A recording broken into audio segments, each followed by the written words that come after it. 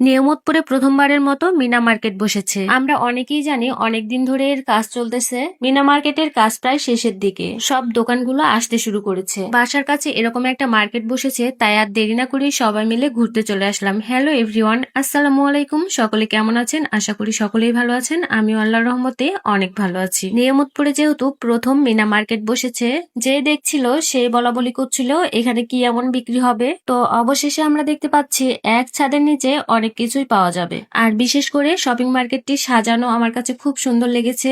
পুরো লাইটিং করেছে, মার্কেটের চারিপাশটা দেখে অনেক সুন্দর লাগছে। আর এই মার্কেটের সৌন্দর্য আপনারা রাতেই সুন্দরভাবে উপভোগ করতে পারবেন। আর অল্প কিছুদিনের মধ্যে সব দোকানগুলো চলে আসবে, তখন মার্কেটের সৌন্দর্যটা আরো বৃদ্ধি পাবে। আর এই মিনা মার্কেটটি 2 থেকে 3 মাস থাকবে, তাই এর মধ্যে যদি আপনারা মিনা মার্কেট দেখতে চান তাহলে অবশ্যই দ্রুত চলে আসবেন। পরবর্তীতে মার্কেটটি যখন আরো সুন্দরভাবে সাজানো হবে তখন আরো একটি ভিডিও আপনাদের সঙ্গে শেয়ার করব। মিনা মার্কেটের লোকেশনটা হচ্ছে নিয়ামতপুর 3 মাথায়। চারিপাশে আপনারা দেখতেই পাচ্ছেন অনেকগুলো কসমেটিকের দোকান বসেছে, কাপড়ের দোকান বসেছে, এছাড়াও কাঠের জিনিসপত্র বিক্রি হচ্ছে। এখানে দোকানগুলো সুন্দরভাবে সাজানো হচ্ছে, এর মধ্যে যদি কেউ কিছু নিতে চাচ্ছে তো বিক্রিও হচ্ছে। আমরা কিন্তু মিনা মার্কেট এর আগে কখনোই দেখিনি। মার্কেটটি মেলার মতো একদম।